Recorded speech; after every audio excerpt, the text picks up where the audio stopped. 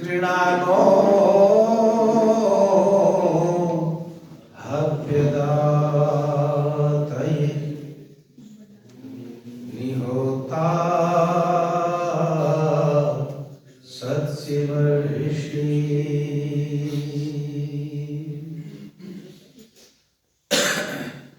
मेरे पीछे पीछे सब बोलेंगे। ओम ही सारी सृष्टि का आधार है। ओम ही सारी सृष्टि का आधार है। थोड़ा मस्ती में अब फोन अपने जेब में डाल लीजिए, साइलेंट कर लीजिए और सबकी आवाज अच्छे भक्ति के रस में डूब करके, सबसे बड़ा रस है भक्ति रस दुनिया, उसमें आ जाइए। ओम ही सारी सृष्टि का आधार है। ओम ही सारी सृष्टि का आधार है। उसके सामर्थ्य से जग का व्यापार है। उसके सामर्थ्य से जग का व्यापार है। दुख विनाशक व आनंददायक वही, दुख विनाशक व आनंददायक वही, जग के कण कण में उसका ही संचार है। जग के कण कण में उसका ही संचार है। थोड़ा और आनंद आइए, थोड़ा बैठ जाओ जी बंसल साहब, बैठ जाओ जी। अब बंसल जी को कोई 1 रुपया भी मत देना, बैठ जाइए। जिंदगी उसकी लोगों संवर जाएगी। जिंदगी उसकी लोगों संवर जाएगी। जिसकी रचना प्रभु गीत को गाएगी। जिसकी रचना प्रभु गीत को गाएगी। उस दयालु को दिल से ही जो ध्याएगा।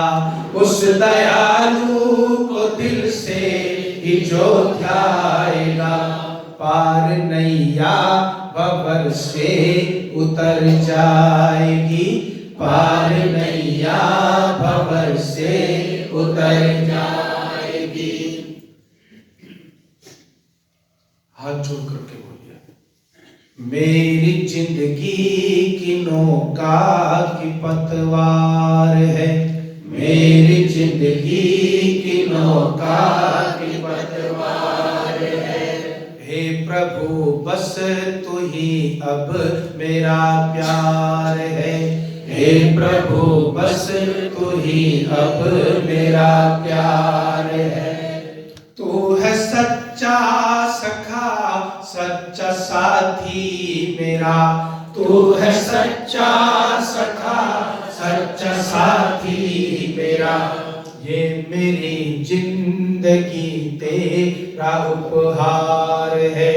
ये मेरी जिंदगी तेरा उपहार है। तू तो अमृत का सागर मेरे ईश है। तू तो अमृत का सागर मेरे ईश है। तेरे चरणों में झुकता मेरा शीश है।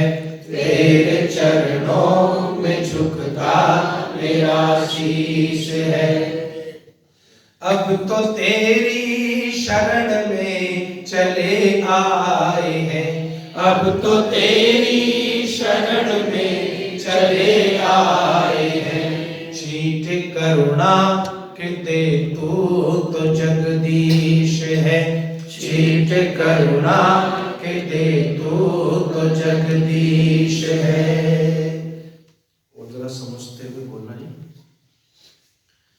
जो भी आया है दुनिया से वो जाएगा।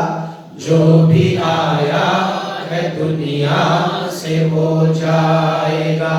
सब खजाने यहीं छोड़ कर जाएगा।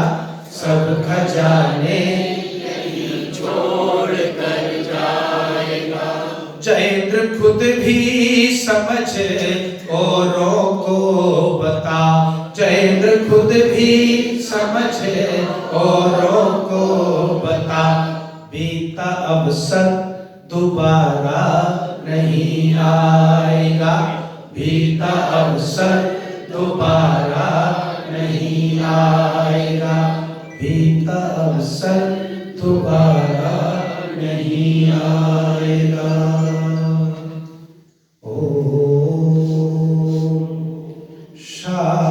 शांति शांति शांति। हाथ आगे से करो, थोड़ा घर्षण करो। गरम गरम अकेलियों को कोमल आंखों पर लगाइए, आंखें खोलिए, अपने स्नेह प्रेम आशीर्वाद की दृष्टि केवल मेरे चेहरे पर केंद्रित कर लीजिए। आदर और सम्मान के योग्य प्रिय भ्राता समादरणीय श्री जितेंद्र शरण जी, वाकई इनके जीवन में सरलता है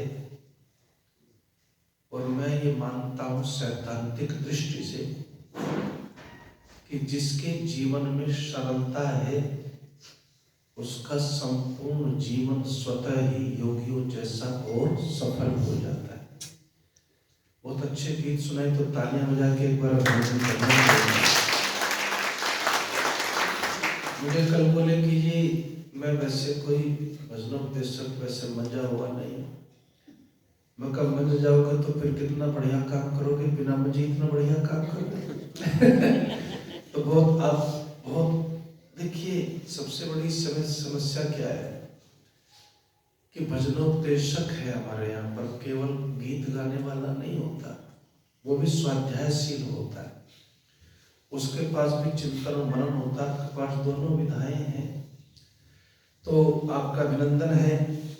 इस आर्य समाज के समादरणीय प्रधान जिनका संबंध नोएडा से ही है हमारे साथ, आदरणीय श्री सत्य प्रकाश अरोड़ा जी, मंत्री सम्माननीय सुषमा बधवा जी, कोषाध्यक्ष सुकीर्ति चावला जी और संयोजक वेद प्रचार समिति की सम्माननीय प्रेमलता गुप्ता जी, राज सरदाना जी का प्रतिभा का प्रकाश आपने अभी देखा ही है, आदरणीय आचार्य अनिल जी, और जो मुझे बहुत स्नेह करते हैं वर्षों से, आदरणीय श्री महेंद्र प्रताप चावला जी, जो आते ही उन्होंने सोचा कि कुछ आचार्य जी को खान पान भी ठीक कराते रहना चाहिए, तो सीधे मंच पर पहुंचे, उनका भी हृदय से अभिनंदन है। मेरे सामने बैठे हुए आदरणीय शंकर देव जी, जिन्होंने गुरुकुल के लिए भी 1100 रुपये दिए और भाई जितेंद्र जी ने 2100 रुपये अपनी पवित्र कमाई में से दिए, तो प्राणों से उनका अभिनंदन है।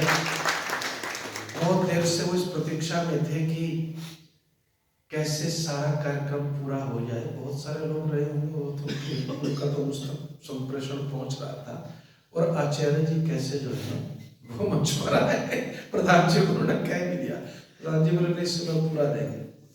बहुत ही दानशीला, धर्मशीला, धैर्यशीला और फरीदाबाद का गौरव प्रधापन करने वाली सम्माननीय माता विमला ग्रोवर जी, और जो ये मेरा सौभाग्य है कि मैं उनका भाई हूँ, आदरणीय सम्माननीय नर्मदा शर्मा जी, और उपस्थित भद्र पुरुषों प्रिय अमन, सभी वंदनीय अभिनंदनीय मातृशक्ति। आइए थोड़ा सा अध्यात्म का बहुत रस लेते हैं, लेकिन अध्यात्म को समझना बहुत जरूरी है जीवन के अंदर। आपने अपने पंपलेट में कोने में एक बात छापी हुई है, आर्य समाज के 150 स्वर्णिम वर्ष, तो सब कुछ साथ में रखते हुए ये चर्चा थोड़ी सी आपके बीच में चल रही है। हमारे पुरोहित जी हैं आदरणीय संतोष शास्त्री जी, बड़े अच्छे आदमी हैं और खूब ध्यान रखते हैं जो लोग यहाँ पर आते हैं। उन्होंने सत्याप्रकाश का पाठ आपके सामने रखा, जरा एक शब्द सुनना। सत्याप्रकाश की उन्होंने व्याख्या की, आपको आचमन का महत्व समझाने का प्रयास किया, आपको ये जगाने का प्रयास किया, लेकिन आंखें खोलने का मतलब जाग जाना, बोलो, पूरी तरह से नहीं होता। मैं आपको आज आचमन का वो उद्देश्य समझाता हूं जिसको शायद जीवन में हम पूरी तरह से समझ नहीं पाते। देखिए, बहुत सारे लोगों के मन में नई रचना है, तो इसकी इच्छा होगी तो सबसे बड़ा उपाय, बढ़िया उपाय है, सरन जी के चैनल पर जाइए और वहाँ से पूरी कविता आपको रिकॉर्डेड मिल जाएगी, फिर लिख लीजिए। प्रवचन भी आपको वहाँ से मिल जाएगा, वीडियो मिल जाएगा। मैंने खुद इनसे मंगा करके, कई लोगों ने कहा तो आगे भेज दिया, लिंक मंगा करके। ये लाइव चल रहा है, रिकॉर्डिंग हो रहा है, लाइव भी ना चल रहा तो रिकॉर्ड हो रहा है इनके यूट्यूब चैनल पर। तो आप इसमें से एक सूत्र लेकर के जाना। जब भी आप ओम वाक वाक कहते हो, जब भी आप ओम वाक में आसे अस्तु कहते हो, तो उसके पीछे जो गहरी प्रार्थना है वहां तक न वक्ता पहुंचता है और न ही भक्त पहुंचता है। मैं आपको वहां थोड़ा सा ले जाना चाहता हूं। इसमें जो गहरी प्रार्थना है, इसके अंदर जो छुपा हुआ गहरा भाव है वो ये है कि हे परमात्मा, मेरी वाणी की दो चीजें बढ़नी चाहिए। एक तो मेरी वाणी का बल बढ़े और दूसरा मेरी वाणी का यश बढ़े।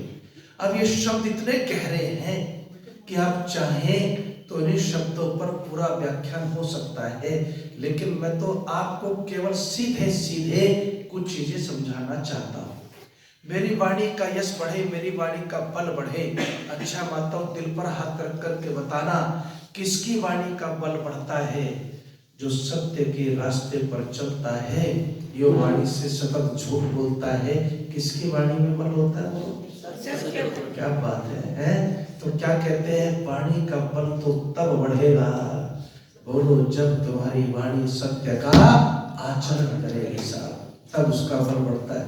बजा लो सत्य के लिए तो बजा भी लेगी, तो सुन लो, करो। तो वाणी का बल बढ़ता है सत्य से, और यश भी उसी का बढ़ता है, बोलो, जो सत्य बोलता है। महर्षि दंत की पीड़ा थी सबसे बड़ी, और पीड़ा ये थी कि महाभारत के बाद इस देश का अगर क्षरण हुआ, इस देश का अगर पतन हुआ, ये देश अगर गर्त में गया तो इसलिए गया कि उपदेशक जो है असत्यभाषी, झूठे और पाखंडी इस देश में उपदेश करने लगे साहब। इसलिए ऋषि कहते हैं कि देश नीचे चलता चला गया, क्योंकि जब उपदेश ही झूठ का होगा, जब उपदेश में ही अंधविश्वास होगा, जब उपदेश में ही पाखंड होगा, जब उपदेश में ही अंधेरा होगा, तो फिर उजाला कहां से आएगा? बोलो तो सही, उजाला नहीं आता। हमारे इस देश में पाखंड का, अविद्या का अंधकार बहुत गहरा था। उस गहन अंधकार को पहचाना ऋषि दानंद कैसे थे? ऋषि दानंद जब मुंबई में आर्य समाज की स्थापना करना चाहते थे ना, तो उनका एक बहुत बड़ा अनुयायी, अभिन्न हृदय, हम साधारण व्यक्ति हैं, शायद महर्षि नहीं है, इसलिए हम जरा जरा सी बातों पर कोई नाराज ना हो जाए, सिद्धांत का ध्यान कब रखते हैं? अरे बोलो, डरते का है? तुम तो सब सिद्धांत वाले प्रेमी आर्य समाजी हो, और लेकिन दूसरों की खुशी का ध्यान, बोलो, व्यवहारिक रूप से ज्यादा रखते हैं। तो उसने प्रस्ताव रखा महर्षि दत्त के सामने कि स्वामी जी महाराज, आप एक काम छोड़ दो बस। बोले क्या? कि आप आत्मा और परमात्मा को अलग अलग कहना छोड़ो, सब क्या बन जाओ? सब परमात्मा ही बन जाओ। है? वेदांत वाले क्या कहते हैं? सब ब्रह्म है, आत्मा बोलो अलग है ही नहीं, सब परमात्मा है, सब परमात्मा के अंश है, परमात्मा है, उसी का विस्तार है। प्रस्ताव रखा ऋषि के सामने कि आप ये बात छोड़ दीजिए, बाकी सब सिद्धांत ठीक है आपके, बाकी सारा चिंतन ठीक है आपका, ऋषि बोले ये क्यों चाहते हो छोड़ दिया जाए? कि इसके छोड़ते ही लाखों शिष्य बोलो आपके साथ जुड़ जाएंगे। और बड़ी आनंद की बात है सर, इसके छोड़ते ही लाखों लोग आपके साथ जुड़ जाएंगे। बस आपको एक बात कहनी है कि भाई परमात्मा ही है सब कुछ, आत्मा कुछ नहीं, प्रकृति कुछ नहीं, बोलो सब परमात्मा ही है। स्वामी जी चुप हो गए और स्वामी जी ने अगले दिन अपने व्याख्यान में कहा, आर्य समाज की स्थापना हो न हो, लेकिन मैं अपनी किसी भी संस्था की नींव झूठ पर बोलो नहीं रख सकता। मैं केवल सत्य के लिए, सत्य के प्रचार। और फिर अब तो टली आर्य समाज की स्थापना, फिर चिंतन हुआ और ऋषि ने घोषणा कर दी संभव नहीं है। सत्य के प्रकाश के लिए आप सब लोग यहाँ आते हैं, बैठे हुए हैं, उसको समझना पड़ेगा। और यदि न समझे तो खतरा बोलो अभी भी कम नहीं हुआ, पाखंड अभी भी अपने चरम पर है। कभी कभी तो मुझे ऐसा लगता है इतना पाखंड तो बोलो ऋषि नारद के समय में नहीं था जितना पाखंड अब फैल रहा है। ऋषि नारद ने समझा, अब जरा आपको लेकर के चलता हूं और मेरे साथ जुड़े रहना जैसे जुड़े हो, बस दृष्टि यहां से नहीं हटनी चाहिए। ये 50 मिनट घंटा क्या होता है? कुछ नहीं। आप सोचते हैं कि घंटा सुनने का बहुत कामतीर मार्ग है, ऐसा कुछ नहीं होता है। समाज का इतिहास स्वर्णिम इतिहास है, उसकी उपलब्धियां बहुत गौरवपूर्ण है। साल तो 150 हैं, लेकिन कार्य 1.5 अरब वाले हैं साहब, ऐसा इतिहास है। और मुझे पीड़ा होती है, उस पीड़ा को आज आपके सामने रखना चाहता हूं। कई अनाड़ी आदमी मंच पर भी कहते हैं आर्य समाजी न बनो, आर्य बनो। कहते कि नहीं बोलो? तो डरो मत, बोल दिया करो, मैं सब संभालूंगा सबको। हैं आर्य समाजी न बनो, आर्य बनो। तब मैं लोगों को क्या समझाता हूं? आर्य समाजी न बनोगे तो कभी आर्य बोलो बन ही नहीं सकते। आर्य बनने का रास्ता कहां से होकर के गुजरता है? आर्य समाज से होकर के गुजरता है। इसलिए कोई भी मंच हो, कोई भी परिस्थितियां हो, गर्व से कहा करो कि मैं आर्य समाजी हूं और ये मेरे जीवन का बोलो सबसे बड़ा सौभाग्य है। क्यों न बने आर्य समाजी? अपने बच्चों को भी सदस्य बनाओ।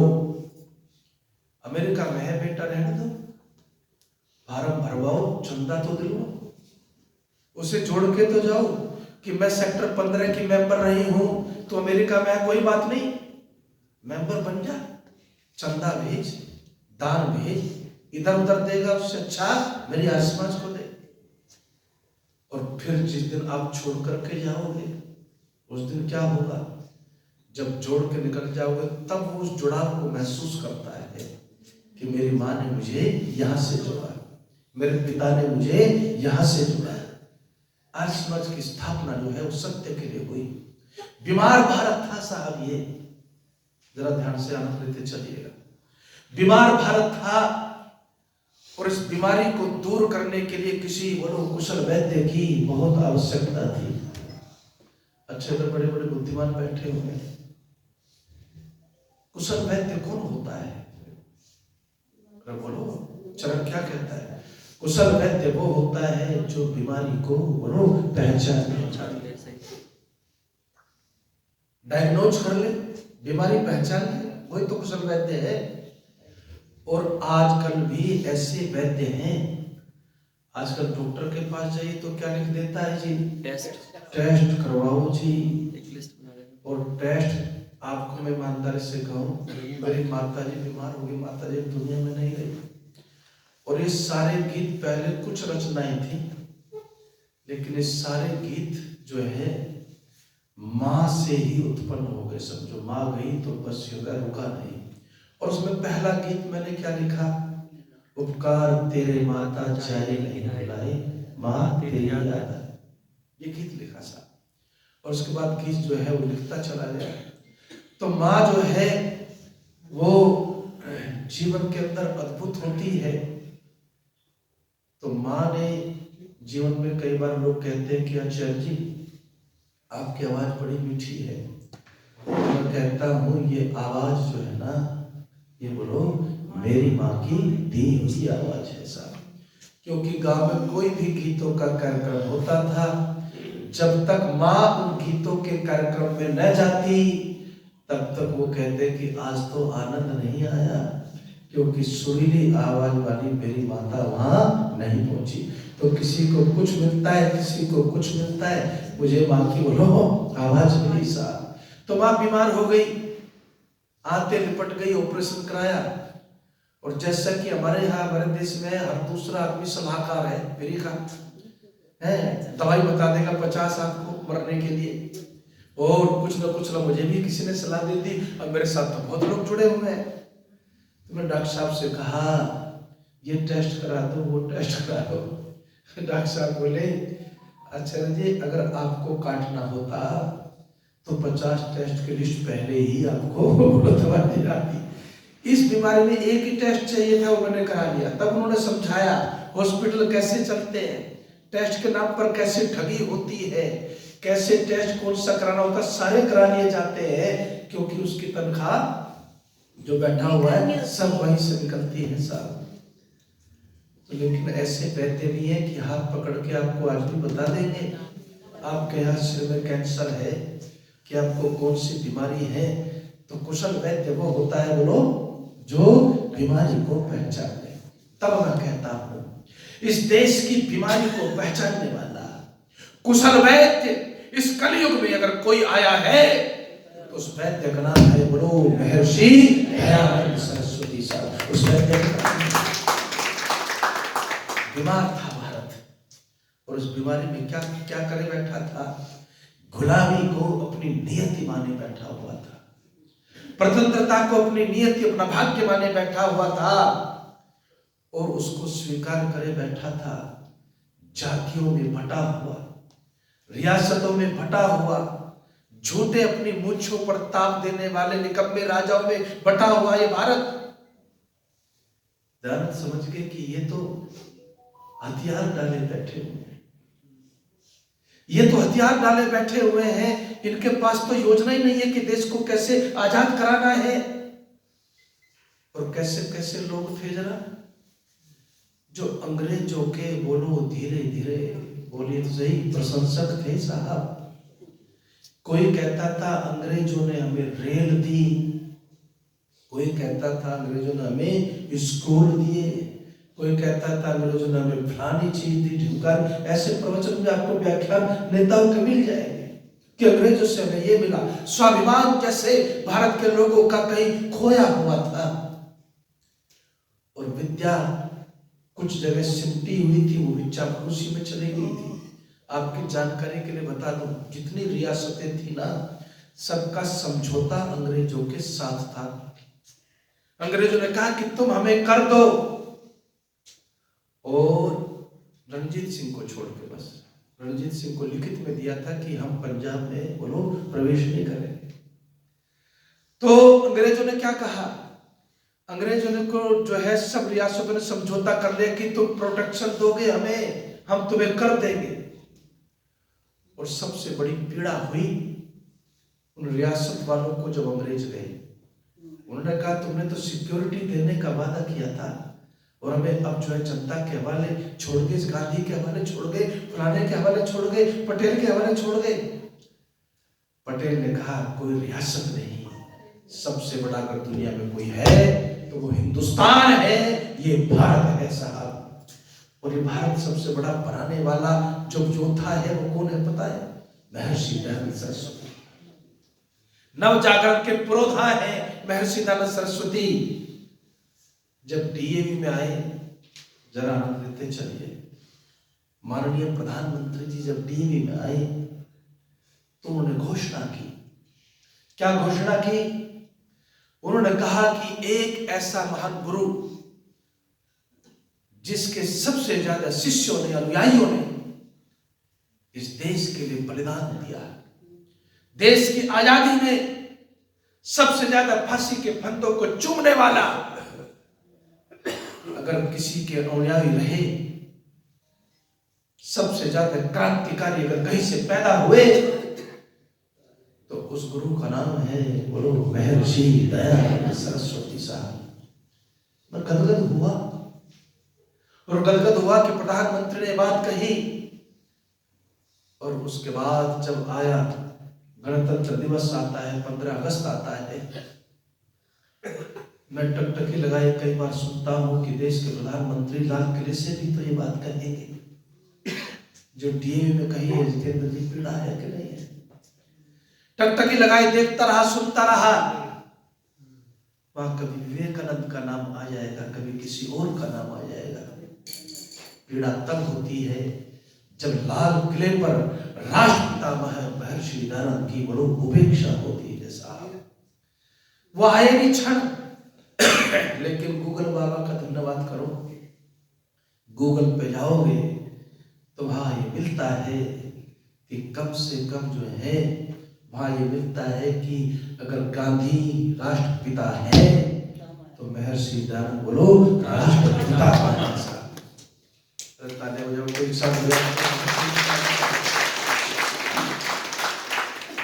क्यों है ऐसा? कुशल वैद्य थे तो बीमारी को पहचान लिया कि स्वाभिमान न रहा देश के लोगों में, ये बटे हुए हैं, विभक्त हैं। जो लोग श्रद्धानंद का विरोध करते थे ना, आज वो कहते हैं हिंदुओं एक हो जाओ। तब क्यों मिठाई बांटते फिरते थे? क्यों कहते थे कि इनको शुद्ध नहीं किया जा सकता? जब आर्य समाज जाति का विरोध करता था तो क्यों कहते थे कि ये काम तो जो है संभव नहीं है? लेकिन आज धीरे धीरे थोड़ा बहुत सबको बोलो समझ में आने लगा है। ऋषिदास ने देखा कि गुलामी अगर परमानेंट हो गई तो कोई उद्धार न होगा। चारों तरफ से आक्रमण था, विचारों पर, संस्कृति पर, संस्कारों पर, विचार पर, सोच पर। सब चिंतन जो है आक्रांत हो गया और अंग्रेजों ने बड़ी बड़ी चालें चली साहब। मुसलमानों को तो छोड़ ही दीजिए, अंग्रेजों ने बड़ी बड़ी चालें चली। और उस एक चाल में यह कहा कि महारानी विक्टोरिया तो क्यों चावला साहब तुम्हें पुत्रवत बोलो प्यार करेगी। क्या करेगी बोलो? जोरों जोर से बोला करो, पुत्रवत प्यार करेगी। तो इस देश के सड़े गले विचारधारा के लोगों ने क्या कहा? अरे जब पुत्रवत प्यार करेगी तो फिर झंझट क्यों कर रहे? फिर क्या करोगे आजादी का? फिर क्या करोगे स्वतंत्रता का? फिर पुत्रवती जब प्यार कर लिया, मां बन गई तो बात खत्म हो गई। तब ऋषिदानंद की लेखनी उठी कि नहीं उठी है? इसको कहते हैं चिंतन। तब ऋषिदानंद की लेखनी उठी और उन्होंने क्या कहा? विदेशी राजा चाहे पुत्रवत ही प्यार क्यों न करे, लेकिन कभी स्वदेशी से बोलो अच्छा नहीं हो सकता। स्वदेशी राज्य चाहिए और स्वदेशी राजा चाहिए साहब। और सबसे पहले स्वराज्य शब्द का कहां प्रयोग किया? सत्याप्रकाश में महर्षि दयानंद ने प्रयोग किया साहब। राणा जी ने तो पुनः प्रवचन करवाए थे, किसी और ने थोड़ी करवाए थे। और उनका राजनीति पर कैसा प्रभाव था, सारी अगर आप हिस्ट्री पढ़ेंगे तो सारे के सब के पीछे अगर कोई योद्धा इस नव भारत के निर्माण का खड़ा हुआ है तो उसका नाम बोलो महर्षि दयानंद सरस्वती है साहब। ऋषि दयानंद सरस्वती। आप आदमी सोचता है कि धर्माचार्य का काम तो लोगों को मीठी मीठी भक्ति की बातें सुना करके बहकाने का है। ये कैसे धर्माचार्य है जो बात आजादी की करते हैं, जो बात जनहित की करते हैं, जो बात जातिवाद के खिलाफ उठाते हैं, जो स्पृश्यता की बात उठाते हैं। अरे ऋषि दयानंद अद्भुत है भाई। ऋषि दयानंद को पढ़ते कहाँ है आप लोग? ऋषि दयानंद को जानते कहाँ है? आप सोचते हैं कि वेद मंत्र की एक व्याख्या सुन ली तो जीवन धन्य हो गया, लेकिन ये नहीं जानते कि ये वेद मंत्र की व्याख्या सुनने का अवसर कौन दे गया? इस बीमारी को, इस देश को स्वस्थ कौन करके चला गया? इस देश की आजादी में सबसे पहले भूमिका निभाई, जागरण की वो भूमिका निभाई महर्षि दयानंद गुरु सरस्वती ने। उनके सामने भी कहा लोगों ने, क्या कहा, स्वामी जी आप ऐसी सत्य की बातें करते हैं, अब तो संगठन की बोलो ज्यादा आवश्यकता है, साथ मिलने की ज्यादा आवश्यकता है, संगठन की ज्यादा आवश्यकता है, अब आप ऐसी बातें करते हैं। तब पता है ऋषिदान ने क्या कहा? ऋषिदान ने कहा, भेड़ की भीड़ से किसी देश का बोलो कुछ हित नहीं होता, भेड़ की भीड़ से किसी देश का कुछ हित नहीं होता। अगर देश का हित चाहते हो तो मुझे भीड़ नहीं चाहिए भेड़ों वाली, मुझे तो जागे हुए शेरों की थोड़ी सी संख्या भी बोलो। और एक सामान्य जागरण की बात कर रहे थे संतोष जी, विशेष जागरण की बात सुन लो। यो जागा रह तब ऋचा कामया। क्या कहा ऋषि? वेद कुछ भला नहीं कर सकता तुम्हारा जब तक तुम जागे हुए ना हो। कोई शास्त्र तुम्हारा कोई कल्याण नहीं कर सकता जब तक तुम बोलो जागे हुए ना हो। कोई तुम्हारा उद्धार नहीं कर सकता, कोई विचारधारा, जब तक तुम जागरूक ना हो। जागरूकता के नाम पर तो उस समय भी सोए हुए थे, आज भी बोलो फिर से सोने की तरफ चल रहे हैं। हाँ, थोड़ा फेसबुक और यूट्यूब के मास्टर जरूर हमने थोड़े बहुत पैदा कर लिए साहब, लेकिन वो जो असली जागरूकता की बात है वो फिर भी थोड़ी कम बोलो नजर आती है, थोड़ा प्रभाव पड़ रहा है, परिस्थितियां थोड़ी बदल रही है। तो ऋषि दयानंद सरस्वती उन्होंने देखा कि इस देश में क्या क्या बीमारी है और इस बीमारी को दूर करने का सबसे प्रथम प्रयत्न ऋषि दयानंद ने किया कि नहीं किया? देखिए, महर्षि दयानंद सरस्वती ने कहा कि जागरूक रहोगे। कहते हैं ना, कहावत है, जो जागे वही कुंडा खोले। है, जागरूक आदमी तो करेगा। कितने लोग थे उस समय दुनिया के अंदर, लेकिन भगत सिंह सब बन गए क्या? भगत सिंह वो बनेगा जो बोलो जागरूक होगा। विचार वह काम करते हैं जहां व्यक्ति जागरूक सामने बैठा हुआ हो। स्वामी श्रद्धानंद जी से बात आपको समझ में आएगी। स्वामी श्रद्धानंद जी कहते हैं कि मैं एक बात मानता हूं, ये है ऋषि का करिश्मा, ये मैं आपको समझाना चाहता हूं। और आज भी मुझे पीड़ा तब होती है, मैं अंग्रेजी के खिलाफ हूं क्या? ऋषिदानंद अंग्रेजी के खिलाफ थे क्या? ऋषिदानंद खुद अंग्रेजी सीखने के प्रयत्न में लग गए थे, लेकिन ऋषिदानंद ये कहते थे कि भाषाएं सब पढ़ो, जानकारी पूरे विश्व की रखो, लेकिन अपनी मातृभाषा से बोलो प्यार करना जरूर सीखो साहब। लेकिन हम क्या करते हैं? आपके बच्चों को जाके एक पेज पढ़वा के देखना, आपको हकीकत पता चलेगी। आपसे आधा पेज लिखवा लो, रसीद काटने के लिए भी क्या चाहिए अंग्रेजी में बताओ जी नाम। हम का हिंदी नहीं बनाते यार, अंग्रेजी का क्या करें?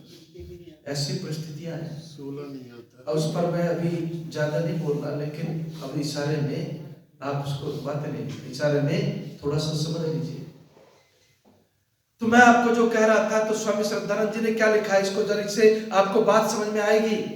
स्वामी श्रद्धानंद जी कहते हैं, मैं अंग्रेजी पढ़ करके ये सोचता था कि मैं दुनिया का सर्वश्रेष्ठ बोलो आदमी बन गया। अंग्रेजी पढ़ ले तो सर्वश्रेष्ठ बन गया, और ऊपर से वकील हो गया। क्या हो गया बोलो? वकील हो गया। और ऊपर से ये मानता था कि अंग्रेजी ही सबसे सभ्य बोलो जाति है दुनिया के अंदर, अंग्रेजी सबसे सभ्य जाति है। तो मैं क्या करने लगा, मैं सोचने लगा कि बस मेरा जीवन तो बोलो तो सही सफल हो गया साहब। कैसे सफल हो गया? क्योंकि मैंने अंग्रेजी पढ़ ली और मैं वकील हो गया और अंग्रेजों के साथ मेरा उठना बैठना हो गया, तो फिर तो सफल हो गया कि नहीं हो गया जीवन। लेकिन वो स्वामी श्रद्धानंद क्या लिखता है, ये होता है जीवन। वो स्वामी श्रद्धानंद लिखते हैं, महात्मा मुंशीराम ये कहते हैं कि जब तक मैं ऋषि दयानंद से न मिला तब तक मैं ये सोचता था कि भाई अंग्रेजी सबसे बढ़िया भाषा, और अंग्रेजों के तो पैर छूने में भी बोलो कोई बुराई नहीं। लेकिन तब कहते हैं, तब मैं उस महात्मा दयानंद से मिला। और कैसी परिस्थिति में मिला? कहते हैं कि मेरे पिताजी की ड्यूटी थी बरेली में घटना सुनी को समझना आज इसको। बस वही सुनते हो कि भाई तुम्हें जो है कृपा तब होगी जब भगवान चाहेगा, लेकिन इसका असली अमृत तो आज सुनोगे। जब कहा पिताजी ने कि जाकर के साधु आया, साधु से मिल लो मुंशीराम, तो मुंशीराम कहता है साधु भी मिलने लायक होते हैं क्या? भीख मांग करके खाना इनका पेशा है, निठल्ले रहना, लोगों को बहकाना, ठगना। क्योंकि मुंशीराम ने बनारस में, मथुरा में जहां उनके पिताजी की ड्यूटी रही, बोलो वैसे ही साधु देखे थे। बुद्धि की बात करने वाला, ज्ञान की बात करने वाला, शास्त्र की बात करने वाला, तर्क की बात करने वाला साधु तो देखा ही नहीं था। तो मुंशीराम क्या बोल रहा है, साधु भी से कोई मिलता है क्या? साधु के पास में नहीं जाऊंगा। फिर कहा 1-2 दिन बाद, फिर कहा तीसरी बार, और मुंशीराम ने जब वही जवाब दिया तो एक बात कही, उनके पिता ने एक बात कही। क्या बोले? अरे मुंशीराम, ये वैसा साधु नहीं है, ये वैसा साधु नहीं है। बोले कैसा साधु है? कि मैं भी तो वही हूं जो तू है, अंग्रेजों की नौकरी कर रहा हूं, गुलामी को जैसे मैंने स्वीकार कर लिया, नौकरी कर रहा हूं, तनख्वाह लेता हूं, लेकिन और बहुत सारी चीजें ऐसी हैं जो मैं नहीं मानता, लेकिन फिर भी मैं ड्यूटी पर होता हूं, और जब वो बोलते हैं तो खिंचा चला जाता हूं।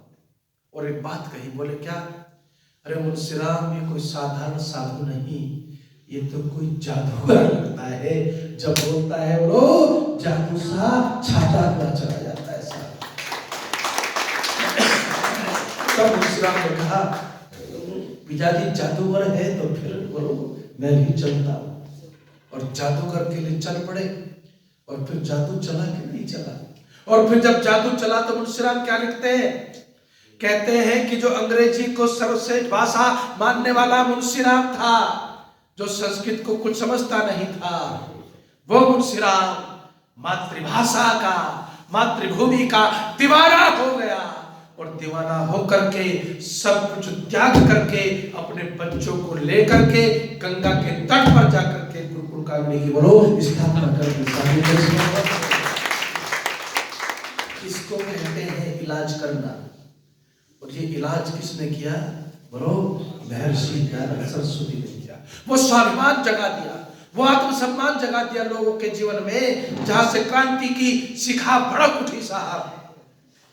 और महर्षि दयानंद सरस्वती, देखिए सूर्यकांत त्रिपाठी निराला ने एक बात लिखी, समझ में आ जाएगी, सरल सी बात है, लेकिन दिल में उतरनी चाहिए। अपने इतिहास को अगर कोई भूल जाए ना, वो संगठन न चल पाएगा 4 कदम। इसलिए इतिहास को भी थोड़ा सीख लिया करो, जाना करो, किन परिस्थितियों में कैसे कैसे कार्य किए गए हैं। सूर्यकांत त्रिपाठी निराला ने कोई छोटा मोटा विद्वान आदमी था, ऐसा त्यागी पुरुष सूर्यकांत त्रिपाठी निराला, हिंदी का मर्मज्ज शिखर। त्यागी कैसा था कि उनके घर में पटी रिजाई थी कई सालों की। किसी ने कहा कि भैया रिजाई नहीं ले जा, नहीं रिजाई दे दी। फिर कोई रास्ते में बुढ़िया मिल गई, बोला ठंड लग रही है, बोला रिजाई तो ले ले। तो और जो विद्वान थे हिंदी के, उनके पास एक आदमी गया, बोले सूर्यकांत त्रिपाठी निराला के घर पर रिजाई नहीं है, फटी रिजाई में पड़े हुए हैं, जो जाता है उसको भी वो एक हाथ फटी पकड़ा देता है। बोला उसके पास नई रिजाई आ ही नहीं सकती, क्योंकि तू देख के देख ले, वो किसी न किसी को घर पहुंचने से पहले सड़क पे पकड़ा के रखता है। ऐसा त्यागी पुरुष। हम क्या सोचते हैं, दान दे या ना दे, कई बार हाथ अंदर जाता है, कई बार बाहर आता है। सोचते हैं 11,000 का चेक दे दे, देते देते 1100 पर आ जाते हैं। अरे दान अगर आप अपने संगठनों को नहीं देंगे तो मस्जिद वाले देंगे क्या? बोलो तो सही, कौन देगा? सब चाहते हैं गुरुकुल फले फूले, गुरुकुलीय संस्कृति आगे बढ़े, गुरुकुल परंपरा आगे बढ़े। बढ़ेगी कैसे? एक अकेले के बढ़ाने से नहीं बढ़ती, पूरा समाज जब साथ खड़ा होता है बोलो तब बढ़ती है। एक बात और आपको कह देता हूं, तो सूर्यकांत त्रिपाठी निराला की बात कह के इसको समझाऊंगा। सूर्यकांत त्रिपाठी निराला कहते हैं कि कितनी बड़ी भ्रांति है इस देश के लोगों के मन में। लोग ये सोचते हैं कोट और पैंट पहनाने वाले अंग्रेजों ने इस देश को आधुनिक बनाया है। त्रिपाठी लिखते हैं इस देश को आधुनिक कोट पैंट पहनने वाले अंग्रेजों ने नहीं बनाया। इस देश को यदि आधुनिक जागृति का, स्वाभिमान का, आत्मसम्मान का, देश प्रेम का, मातृ संस्कृति के प्रेम का अगर बात किसी ने पढ़ाया है तो लंगोटी पहनने वाले बोलो दयानंद ने पढ़ाया है। उस दयानंद की कृपा से कैसे कैसे क्रांतिकारी पैदा हुए। एक बात कहता हूं फिर आगे देख से सुनो, समय तो भाग ही लेता है। पहली बार विचारों की ताकत का करिश्मा देखिए। राम प्रसाद बिस्मिल जो है उनको फांसी होने वाली है, फांसी होने वाली है, फांसी की घोषणा हो गई। उनसे पूछा तुम्हारी अंतिम इच्छा क्या है, कल क्या करोगे? तो उसने कहा मैं हवन करूंगा। राम प्रसाद बिस्मिल की जीवनी पढ़ी माताओं मैंने, रोंगटे खड़े हो जाते हैं। उस आसमान में भी गया हूं मैं, शाहजहांपुर में, जहां से राम प्रसाद बिस्मिल पैदा हुए। उस सत्संग में शाहजहांपुर के स्वामी जी को प्रवचन को सुनकर के वो तैयार हुए। वो सारी बात सुनाऊंगा तो बहुत समय लग जाएगा, एक मर्म सुना देता हूं बस। तो राम प्रसाद बिस्मिल कहते हैं कि जब मैं आध्यात्मिक प्रवचन आर्य समाजों में सुनता था ना, तो मेरा मन करता था कि मैं भी बस सब कुछ छोड़ छाड़ करके केवल परमात्मा से मिलने के लिए तपस्या करूंगा पहाड़ों पर जाकर के। लेकिन उसकी भावना देखना पाता हूं, नमन करना उस नौजवान को।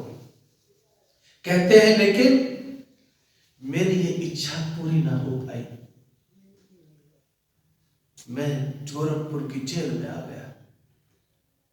लेकिन फिर उसने लिखा, तब मेरा गला गूंथता ऐसा, क्या विचारधारा ऋषिदान ने दी, कैसे कैसे लोग पैदा कर दिए ईसाई समाज के आंगन से, कैसे कैसे लोग निकले। तब वो नौजवान पता है क्या लिखता है, भगवान तू कितना बड़ा कृपालु है, तूने मेरे सारे सपने साकार कर दिए। कैसे कर दिए? बोले हिमालय के पहाड़ पर जाकर के तपस्या करने का मौका तो ना मिला, लेकिन मातृभूमि के लिए लड़ते हुए, देश की आजादी के लिए लड़ते हुए इस जेल में तपस्या करने का मौका मिला। क्योंकि वो जो कोठरी थी ना, काल कोठरी कहते हैं उसको, उसमें वो सीधे न खड़े हो सकते थे, न सीधे लेट सकते थे, न बैठ सकते थे। छोटी सी कोठरी थी वो। राम प्रसाद बिस्मिल नौजवान गबरू, हट्टे कट्टे ब्रह्मचारी, वो कहते हैं कि पहली सूरज की किरण उसी कोठरी पर आती थी जून के महीने, और लास्ट तक जब तक सूर्य अस्त न हो जाए उस कोठरी पर धूप बनी रहती थी। तब वो नौजवान लिखता है कि परमात्मा तो वाकई कृपालु है, पहाड़ पे जाकर के तपस्या करने का मौका तो ना मिला, लेकिन अपने देश के लिए जेल में आकर के इस भयंकर गर्मी को सहन करते हुए तपस्या करने का मौका मिला। तब करिश्मा देखिए दयानंद के दीवानों का, आर्य समाजियों का। पूछा गया, संध्या हुई, हवन हुआ, और हवन से जो है उसके बाद वजन तोला गया। वजन तोला गया तो पूछा खाना पीना, बोले खाने पीने की अब कोई इच्छा नहीं। चेहरे पर तेज मुस्कुराहट और फांसी के फंदे की तरफ बढ़ता हुआ नौजवान राम प्रसाद बिस्मिल। फिर वजन तोला जाता है और संसार के इतिहास की ये पहली और अंतिम घटना है, शायद ऐसा कभी दोबारा होगा भी नहीं। जितने भी फांसी पर लोग फांसी बोलती है ना, अधमरे हो जाते हैं, लेकिन वो क्या जोश रहा, क्या जवानी रही। भोजन न किया, हवन किया, संध्या की और अंतिम इच्छा पूछी। वजन फिर से तोला गया तो राम प्रसाद बिस्मिल का वजन बढ़ गया। बिना खाए पिए वजन बढ़ गया। तब पूछा, रे बिस्मिल ने कुछ खाया न पिया, ये वजन कैसे बढ़ गया? वजन तो किसी का फांसी के फंदे पर आते हुए बढ़ता नहीं, आज तक देखा नहीं। हम रोज फांसी पर लटकाते, उनका धोखा नहीं था भारतीयों को फांसी पर लटकाने का। तब राम प्रसाद बिस्मिल कहता है, तुमको इस देश से भगाने का जोश ही इतना है जिसको कोई फांसी डरा नहीं सकती और जिसके ऊपर झुका नहीं सकती। पूछा कि तुम क्या चाहते हो? I was the downfall of British Empire। ज्यादा पढ़ा लिखा नहीं।